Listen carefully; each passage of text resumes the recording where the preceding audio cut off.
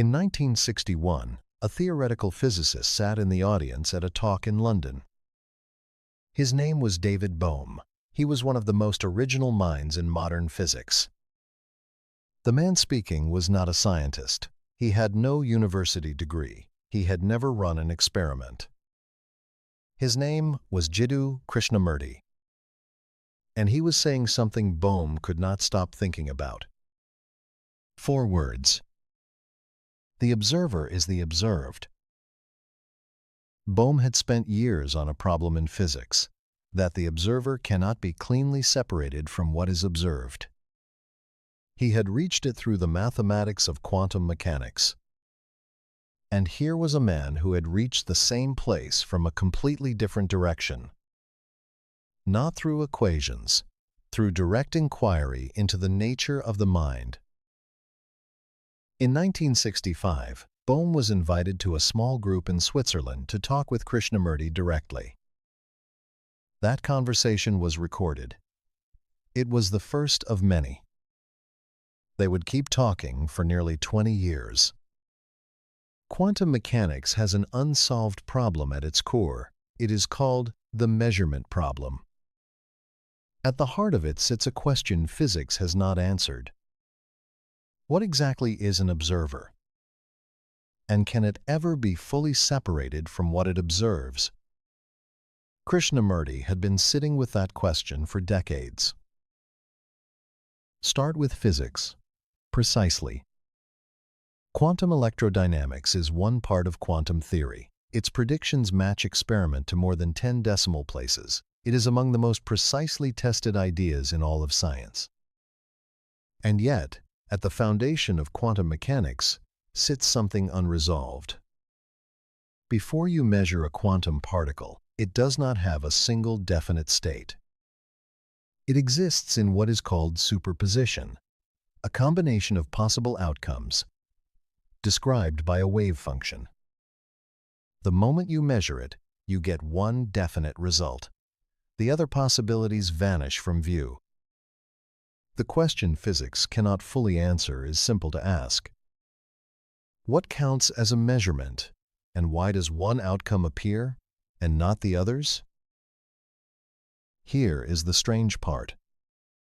For 100 years, the equations have worked flawlessly, and for 100 years, no one has agreed on what they mean. The theory is settled, the interpretation is not. In the early decades, a few physicists went further. John von Neumann and Eugene Wigner explored a radical idea that a conscious observer was required to settle the outcome, that the mind itself collapsed the possibilities into one. This was never the mainstream view. A small number of physicists still take it seriously today. But most do not. Most point to something called decoherence. When a quantum system interacts with its surroundings, even with a single air molecule, the delicate combination of possibilities becomes practically undetectable. No conscious mind required. Any physical interaction will do. But notice what decoherence does and does not do. It explains why we never see superposition at our scale. It does not fully explain why one outcome becomes real. Whether decoherence solves the measurement problem is still debated among physicists. And underneath all of it sits a deeper point. The observer can never be fully removed from the picture. Any measuring device is made of the same quantum material as the thing it measures. The line between the two is never perfectly sharp. Heisenberg saw this clearly. He wrote that what we observe is not nature itself. It is nature exposed to our method of questioning. The instrument shapes what gets measured. The observer is always, in some way, inside the event. 2 things to hold clearly before we go on.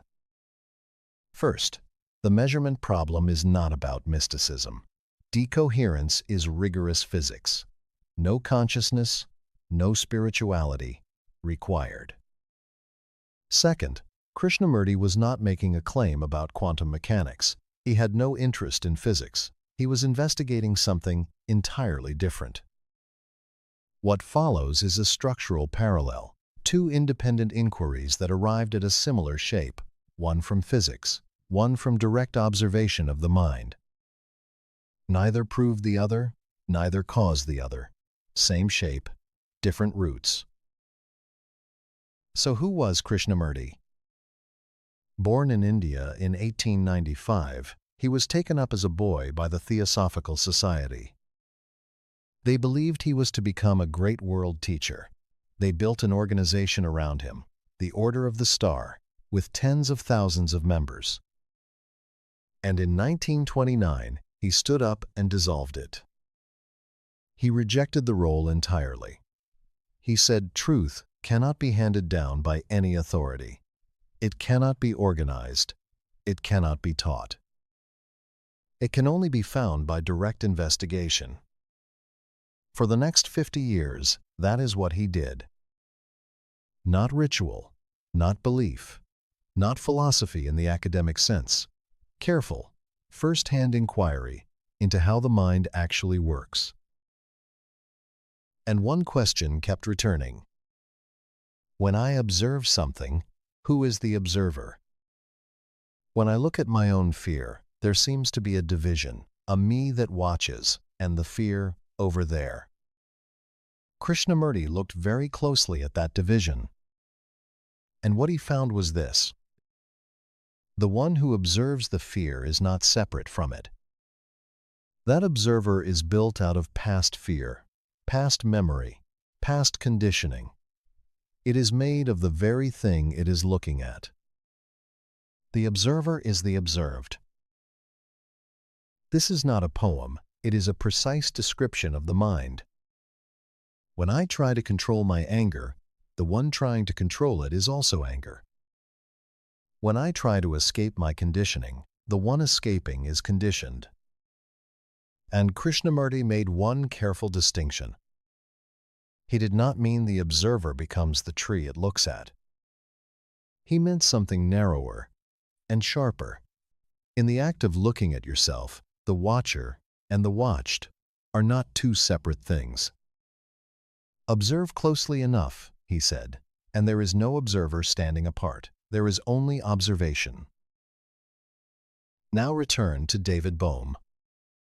Bohm had developed his own interpretation of quantum mechanics. He called it the implicate order.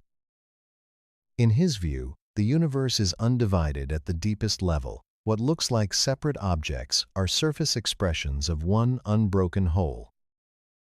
This was Bohm's interpretation, not the standard textbook view, but it was a serious idea from a serious physicist.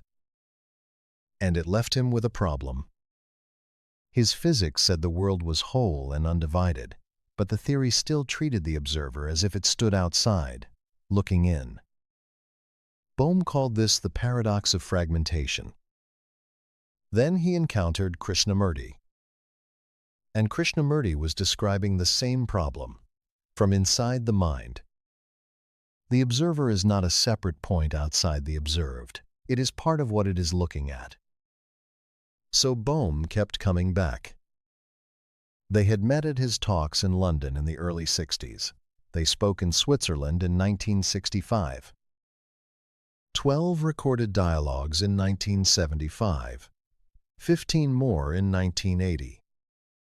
Those 1,980 conversations were published 5 years later in the book The Ending of Time. Their final dialogues came in the mid-1980s. Several books came out of those years of conversation. Bohm did not arrive as a follower. He arrived as a physicist asking hard questions, and Krishnamurti pushed back on him just as hard. Neither treated the other as a source of final answers. But Bohm said the dialogues deepened and extended his own thinking. Because Krishnamurti had reached the same territory by a completely different path. Try something for a moment. Right now, you are aware of these words arriving. There seems to be a you that is listening, a center, a witness.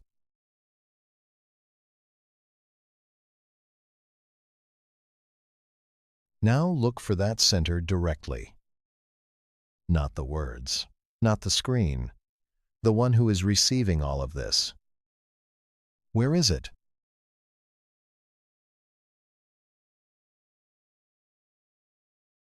Notice that the moment you look for the observer, it moves, or dissolves, or becomes the looking itself.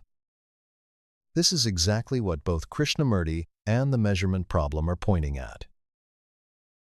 Place the two side by side.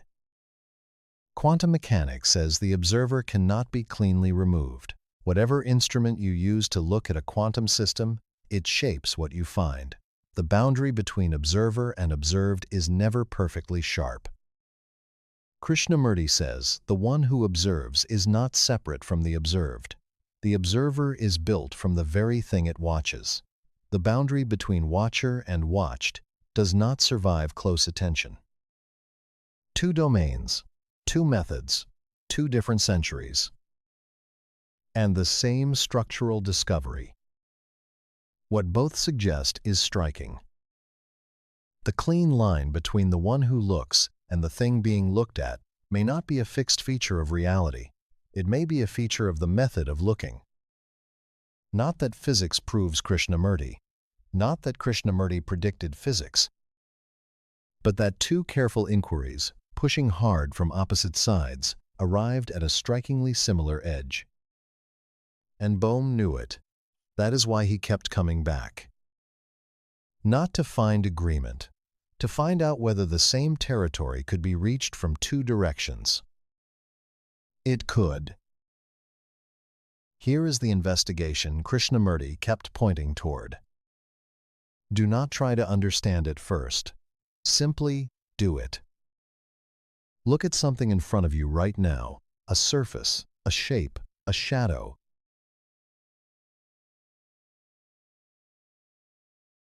Now notice there is a you doing the looking, an observer, a point of view.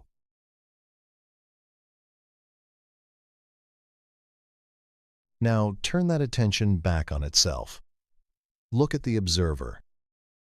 Not at what it sees, at the thing doing the seeing.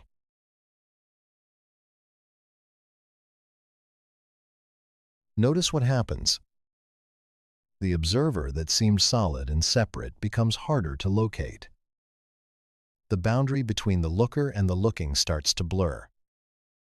Krishnamurti said this is not a trick. It is what is actually here when you look closely enough. And Bohm's physics pointed the same way. The sharp line between observer and observed only looks sharp from a distance. Return to where this began. A physicist in an audience, listening to a man with no degree. Bohm was not looking for mysticism. He was not looking for comfort. He was looking for someone who had found the same territory by a different road. Krishnamurti spent 50 years on one question. Who is the one observing? Physics spent a century circling the same question. What is the one measuring? Neither reached a final answer, but both arrived at the same strange edge. The observer is not standing outside the world, looking in. It is part of what it observes. Bohm saw it in the mathematics of a whole universe. Krishnamurti saw it in the mirror of his own mind. 4 words. Nearly 20 years of conversation. The same question, from 2 directions. Ancient wisdom, quantum mystery, direct knowing. This is quantum gnosis. The physicist who spent those years in dialogue, his own investigation is on your screen now. And in the description.